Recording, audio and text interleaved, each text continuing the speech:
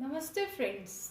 जैसे कि आप सभी जानते हैं कि ऑनलाइन क्लासेस चल रही हैं। लास्ट क्लास में हमने टॉपिक स्टार्ट किया था कंपनी लॉ का कि कितने तरीके की कंपनीज होती हैं।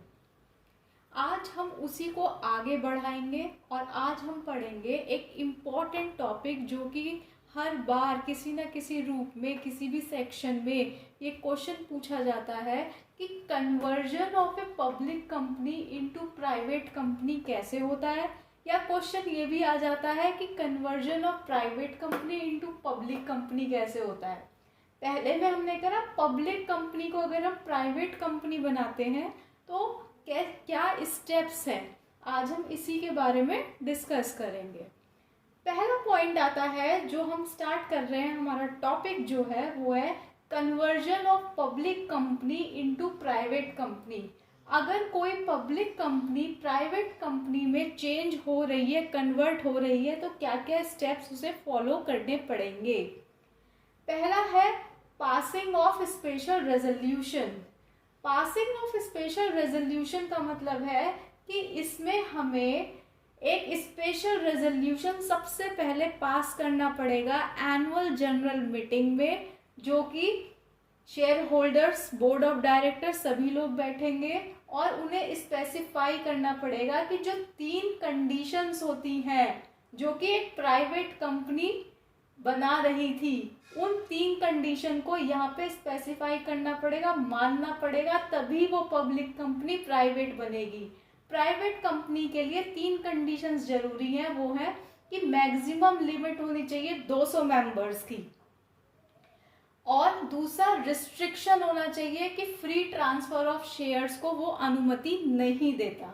थर्ड है कि prohibits invitation to public for subscription of shares या डिबेंचर या कोई और सिक्योरिटी भी हो सकती है। तो ये 3 कंडीशन फुलफिल करनी पड़ेंगी, तभी जाके पब्लिक कंपनी प्राइवेट कंपनी बन सकती है। दूसरा स्टेप आता है चेंजिंग कंपनी नेम। जब पब्लिक कंपनी को आप प्राइवेट कंपनी बना रहे हैं तो आपको कंपनी का नाम चेंज करना पड़ेगा। कैसे? उसमें प्राइवेट वर्ड ऐड करना पड़ेगा बिफोर द वर्ड लिमिटेड, जैसे रिलायंस प्राइवेट लिमिटेड, ऐसे फॉर एग्जाम्पल। थर्ड स्टेप आता है कि अब आपने स्पेशल रेजोल्यूशन भी पास कर लिया प्राइवेट कंपनी की। थर्ड स्टेप आता है कि अब आपने स्पेशल रेजोल्यूशन भी पास कर लिया, प्राइवेट कंपनी की जो 3 एसेंशियल कंडीशन है वो उस रेजोल्यूशन में स्पेसिफाई कर दी, चेंज कर दिया कंपनी का नाम, प्राइवेट वर्ड लगा दिया। अब आपको ऑब्टेनिंग अप्रूवल ऑफ ट्रिब्यूनल चाहिए। वो कहता है कि सेक्शन 14 के सब सेक्शन 1 के अनुसार no alteration made in article affecting conversion of public company into private company. एक अप्रूवल जो कोर्ट होता है, जो ट्रिब्यूनल है, जो अथॉरिटी है अप्रूवल देने के लिए, उसका अप्रूवल की जरूरत है। लेकिन सेक्शन 14(1) कहता है कि यहाँ पे ट्रिब्यूनल अप्रूवल दे भी सकता है, नहीं भी दे सकता। अगर उसमें लिखा है कि कोई ऑल्टरेशन चेंज नहीं किया गया है, कोई ऑल्टरेशन नहीं हुआ है आर्टिकल ऑफ एसोसिएशन में, जिसकी वजह से किसी कन्वर्जन में पब्लिक कंपनी अगर प्राइवेट बन रही है तो उसके कन्वर्जन में कोई इफेक्ट नहीं पड़ रहा है, तो वो उसका अप्रूवल दे देती है कि ये पब्लिक कंपनी आज से प्राइवेट कंपनी बन गई है। फोर्थ है फाइलिंग विद रजिस्ट्रार। जब कोई ऑल्टरेशन होता है तो उस ऑल्टरेशन की, हर ऑल्टरेशन जो आर्टिकल में हुआ है उसकी copy of order of tribunal, इसने जो ऑर्डर दिया है, अप्रूवल दिया है, उसकी कॉपी अप्रूविंग ऑल्टरेशन, जो अप्रूव कर रहा है और अनुमति दे रहा है एक तरीके से, वो दोनों की प्रिंटेड कॉपी के साथ साथ 15 दिन के अंदर रजिस्ट्रार को भी वो सारी चीजें फाइल करनी पड़ेगी, रजिस्टर करनी पड़ेगी, एक रिकॉर्ड के तौर पे बनाना पड़ेगा। तो ये 4 पॉइंट्स थे जिसमें पब्लिक कंपनी प्राइवेट कंपनी में आ गई। पहला, स्पेशल रेजोल्यूशन पास हुआ जिसमें प्राइवेट कंपनी की तीनों कंडीशन फुलफिल करी गई, कंपनी का नाम चेंज हुआ, फिर ट्रिब्यूनल कोर्ट से एक अप्रूवल लिया गया अगर उसकी ज़रूरत पड़ी, जिसमें मेंशन किया गया है कि ये चेंज हो गया है, अब ये कंपनी पब्लिक नहीं रही, प्राइवेट बन गई है। फिर वो सारे ऑल्टरेशन जो चेंज हुए हैं वो रजिस्ट्रार के साथ फाइल कर दिए गए, उसकी प्रिंटेड कॉपी भी फाइल कर दी गई, रजिस्टर्ड कर दी रजिस्ट्रार ने 15 दिन के अंदर अंदर, जब ये स्टेप्स फॉलो किए गए। तो ये था कि पब्लिक कंपनी प्राइवेट कंपनी किन स्टेप्स में आती है। अब हम करेंगे जो प्राइवेट कंपनी है उसके क्या स्टेप्स हैं कि वो पब्लिक कंपनी कैसे बनेगी है। अब हम करेंगे जो प्राइवेट कंपनी है उसके क्या स्टेप्स हैं कि वो पब्लिक कंपनी कैसे बनेगी।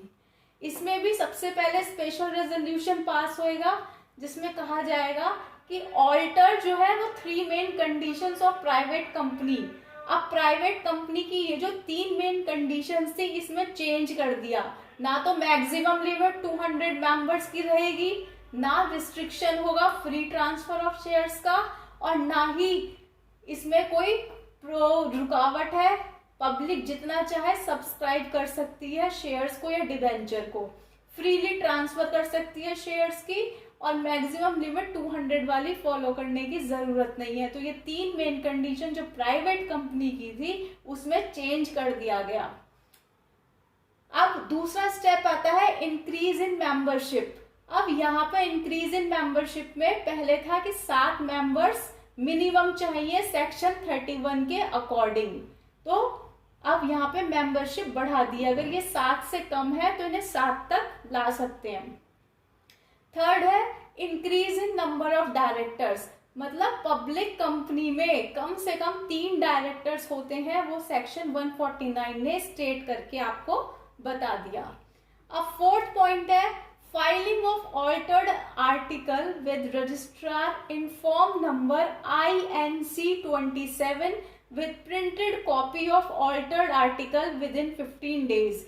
जिस तरीके से यहाँ पे 15 दिन के अंदर जो भी चेंज हुआ है वो ऑल्टर्ड आर्टिकल के रजिस्ट्रार के साथ रजिस्टर कर दिया जाता है, फाइल बनती है, उनकी फाइलिंग करती है, वाउचिंग करते हैं, उनका वेरिफिकेशन करके उनको रिकॉर्ड के तौर पे रखा जाता है।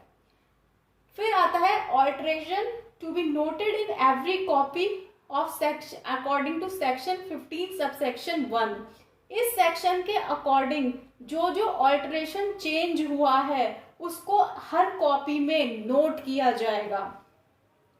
अब इसमें नोट करने वाली बात यह है कि अगर ये सारे स्टेप्स ठीक से फॉलो किए जा रहे हैं तो रिजल्ट उनका पॉजिटिव आएगा, लेकिन अगर बाय डिफॉल्ट कुछ इन स्टेप्स को फॉलो करने में कुछ गड़बड़ हो जाती है, कुछ छूट जाता है, कोई एरर हो जाता है, तो इन प्रोविजन की जो अवमानना हुई है उसमें जो कोई भी ऑफिसर रिलेट होगा कंपनी को, अगर उसे पता चल जाता है कि ये पर्टिकुलर ऑफिसर जो है इसने ये गड़बड़ी करी है, ये चीज़ फॉलो नहीं करी है, कोई स्टेप मिस कर दिया है, तो उसको पनिश किया जाएगा। जिस तरीके से यहाँ पे 15 दिन के अंदर जो भी चेंज हुआ है वो ऑल्टर्ड आर्टिकल के रजिस्ट्रार के साथ रजिस्टर कर दिया जाता है, फाइल बनती है, उनकी फाइलिंग करती है, वाउचिंग करते हैं, उनका वेरिफिकेशन करके उनको रिकॉर्ड के तौर पे रखा जाता है।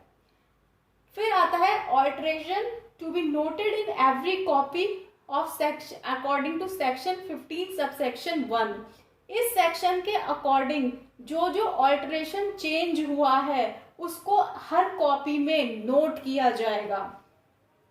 अब इसमें नोट करने वाली बात यह है कि अगर ये सारे स्टेप्स ठीक से फॉलो किए जा रहे हैं तो रिजल्ट उनका पॉजिटिव आएगा, लेकिन अगर बाय डिफॉल्ट कुछ इन स्टेप्स को फॉलो करने में कुछ गड़बड़ हो जाती है, कुछ छूट जाता है, कोई एरर हो जाता है, तो इन प्रोविजन की जो अवमानना हुई है उसमें जो कोई भी ऑफिसर रिलेट होगा कंपनी को, अगर उसे पता चल जाता है कि ये पर्टिकुलर ऑफिसर जो है इसने ये गड़बड़ी करी है, ये चीज़ फॉलो नहीं करी है, कोई स्टेप मिस कर दिया है, तो उसको पनिश किया जाएगा फाइन के साथ, जो कि 1000 रुपये से आगे भी हो सकता है, या every copy of article issued without such alteration, her copy पे 1000 रुपये तो एक्सटेंड कर दिया जाएगा।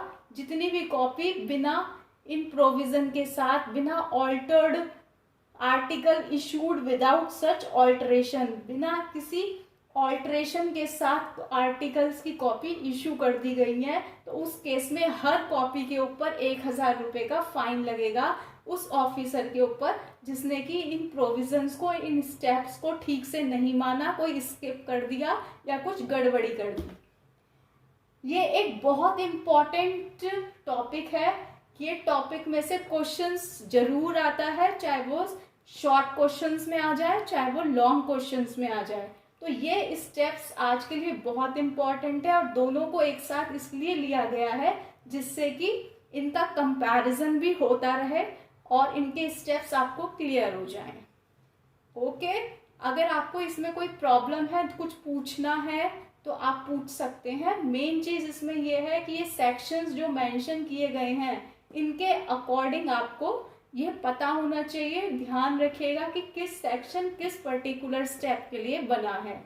Thank you, that's all.